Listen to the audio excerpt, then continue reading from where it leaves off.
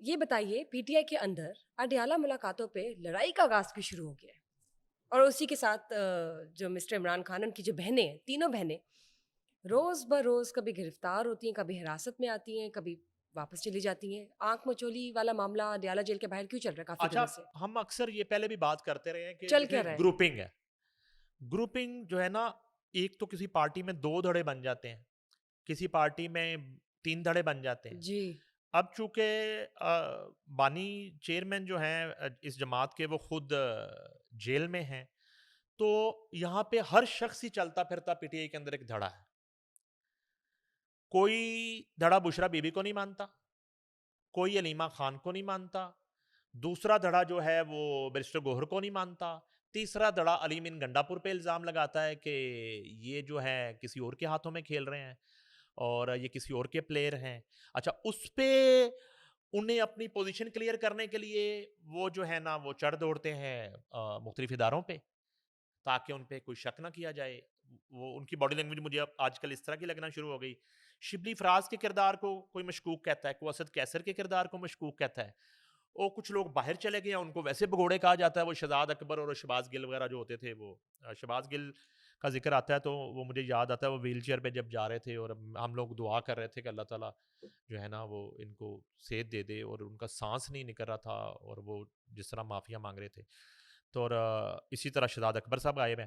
تو اب یہ ہے کہ میں جو ہے علیمہ خان صاحب کے رویے پہ بھی بات کر لیتے ہیں. مسرت جمشید چیمہ ایک خاتون ہوا کرتی تھی، جمشید چیمہ کی مسز، اور وہ تقریباً تمام میڈیا کو یہاں پہ ڈیل کرتی تھی. اور جب یہ زمان پارک ایشوز چل رہے تھے اور آنسو گیس شیلنگ اور پیٹرول بمبنگ اور وہ سارے واقعات ہو رہے تھے، اور اس کے بعد 29 مئی ہو جاتا، اس سے پہلے تک اینکرز کے ساتھ ملاقاتیں اور رپورٹرز کے ساتھ بیٹ رپورٹرز کے ساتھ ملاقاتیں اور دیگر چیزوں کو وہ کوارڈینیٹ کر رہی ہوتی تھی. اچھا، وہ جب 29 میں ہوا اور پریس کانفرنس کا سلسلہ شروع ہوا تو وہ بھی پکڑی گئی، میاں بیوی اریسٹ ہو گئے. اب انہوں نے کوئی معافی تلافی کی اور انہیں پریس کانفرنس کرنا پڑ گئی. اس پریس کانفرنس کے بعد اچانک سے کورٹ میں عمران خان کی پیشی ہوتی ہے اور علیمہ خان کی ان سے ملاقات ہوتی ہے، اور وہ آتی ہیں اور وہ آ کے علیمہ خان سے بات کرنا چاہتی. تو علیمہ خان باقاعدہ ہاتھ کے ساتھ ان کو جھٹک دیتی ہیں، یہ کہہ کے کہ تم چلی جاؤ، میں تم سے بات نہیں کرنا چاہتی. یہ رویہ تھا ان کا کہ وہ یعنی کہ کتنی وہ صحبتیں برداشت کر رہے ہیں اور کتنا وہ تشدد برداشت کریں اور کتنی تکلیف برداشت کریں کہ وہ جو ہے نا، اگر انہوں نے خود کو ان معاملات سے اور اس طرح کے جتھوں سے اور اس طرح کی ایک ڈرٹی پولیٹکس سے اور اداروں پر حملے سے اور کور کمانڈر ہاؤس پر حملے سے الگ کرنے کی کوشش کی، تو اس پہ وہ ناراض تھے. علیمہ خان ناراض تھی کہ آپ جو ہے نا، آپ نے اس طرح کیوں کیا، کلیریفائی کیوں کیا چیزوں کو. اچھا، اس سے بات ہی نہیں کی اور وہ بیچاری اٹھ کے چلی. اب اسی طرح کی صورتحال ہے کہ علیمہ خان جو ہیں اور ان کی جو دوسری بہنیں ہیں عمران خان صاحب کی، وہ شک کی نظر سے دیکھنا شروع ہو گئی ہیں ان لوگوں کو جو ریگولر بیسس پر ملاقات کرنے آتے ہیں عمران خان سے ملاقاتیں کرتی ہیں. اڈیالہ جیل اور میں. ان کا اب یہ کہنا ہے، جو ان کے قریبی حلقے ہمیں بتا رہے ہیں، ہمارے سورسز بتا رہے ہیں، وہ کہتی ہیں کہ یہ جو لوگ ریگولر آسانی سے مل رہے ہیں، یہ کمپرومائزڈ ہیں.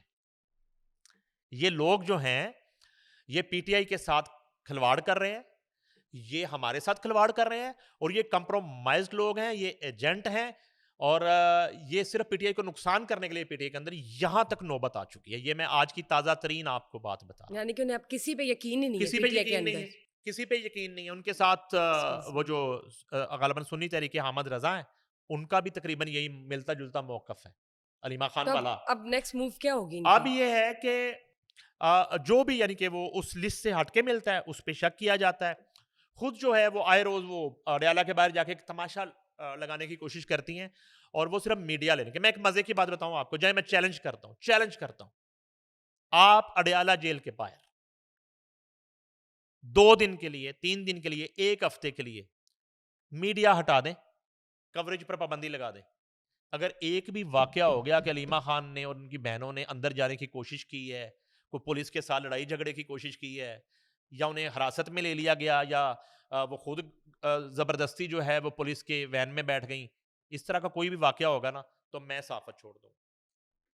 میں آپ کیمرے کی آنکھ بند کریں وہاں پہ, یہ واقعات ختم ہو جائیں گے. یہ صرف اور صرف یہ تماشا لگایا جاتا ہے. ٹھیک ہے, اگر باضابطہ طور پر میں یہ بھی کہتا ہوں کہ باقی تو پارٹی کو چھوڑیں, فیملی کو, پوری فیملی کو کسی بھی قیدی سے اور بانی چیئرمین سے ملنے کا پورا حق ہے, اور یہ حق ان کو ملنا چاہیے. اور ہماری جب بات ہوتی ہے جیل حکام سے یا اداروں سے, تو ہمیں یہی بتایا جاتا ہے کہ ان کو پوری اجازت ہے, یعنی کہ ٹیوزڈے غالباً فیملی ڈے ہے, تو ٹیوزڈے کو فیملی آئے, مگر بانی چیئرمین کی مرضی سے, جو وہ الاؤ کرے کہ میرے یہ فیملی ممبرز جو ہیں ان کو ٹیوزڈے کو میں ملنا چاہتا ہوں, تو وہ جا کے ملے. اس کے باوجود بانی چیئرمین کی بھیجی ہوئی لسٹ اور ملاقاتیوں کی جو فہرست ہے, میں نے پہلے بھی آپ کو بتایا تھا, اب تو 1800 کے قریب تعداد ہو گئی ہوگی, کہ 1600 ڈیز میں جو ہے وہ ریکارڈ ملاقاتیں ہوئی ہیں, جو اب 1800 کے قریب پہنچ چکی ہیں, جو عمران خان کی ایک نوٹ کروائی ہوئی لسٹ پر لوگ ان سے ملنے جاتے ہیں. تو یہاں یہ صرف اور صرف جو ہے نا ایک میڈیا ہائپ کریٹ کرنے کے لیے اور ایک سو کالڈ آپ کہہ لیں Attention کہ tactics. مظلومیت جو ہے نا اس کا ڈرامہ رچانے کے لیے یہ کیا جا رہا ہے. البتہ یہ بالکل آپ کی اطلاع ٹھیک ہے کہ علیمہ خان, حامد رضا, انہوں نے جو کنزیکٹیو اور ریگولر ملاقاتی ہیں, اور کبھی بیرسٹر گوہر جیسا کوئی شخص اگر لسٹ سے ہٹ کے مل لیتا ہے, ان پر شک شروع کر دیا ہے. انہیں جو ہے وہ بالکل ایک مشکوک نظروں سے دیکھنا شروع کر دیا ہے.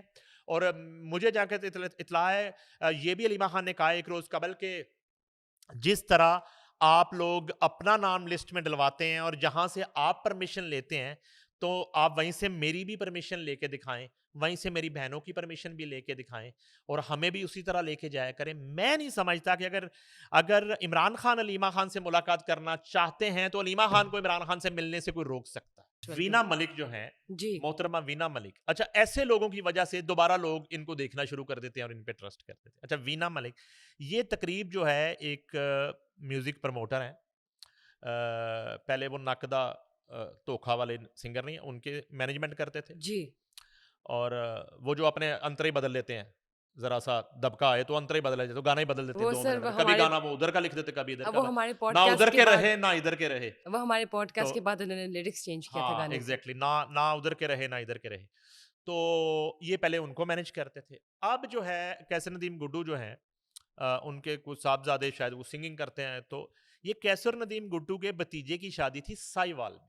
یہ لاہور کا واقعہ نہیں ہے, ٹھیک, یہ ساہیوال کا واقعہ, جہاں عمران عزیز میاں, جو عزیز میاں قوال لیجنڈری, ان کے صاحبزادے ہیں, وہ قوالی کر رہے تھے, اور وینا ملک وہاں پہ جو ہیں وہ جھوم رہی ہیں. اور ایک ویڈیو ہمیں موصول ہوئی ہے جس میں وینا ملک گانا گا رہی ہیں ایک میل سنگر کے ساتھ, اور اس میں بھی یہ شخص جو ہے یہ 10-10 کے نوٹ, یعنی کہ پہلے تو تھوڑے دن پہلے پتا چلا تھا کہ پنجاب حکومت شاید سگریٹ نوشی پر پابندی کی طرح کا کوئی ایکٹ لا رہی ہے, فحاشی پر پابندی کی طرح کا, کہ یہ جو نوٹ پھینکنے کا کلچر ہے یہ اس ختم پر کیا بھی جائے. پابندی ہونی چاہیے. بالکل, اچھا, میں کہتا ہوں کہ پہلے مرحلے میں 10 کے نوٹ پہ پابندی ہونی چاہیے. جڑے 10 کے نوٹ والے جو ہے نا مفت برتماش بین,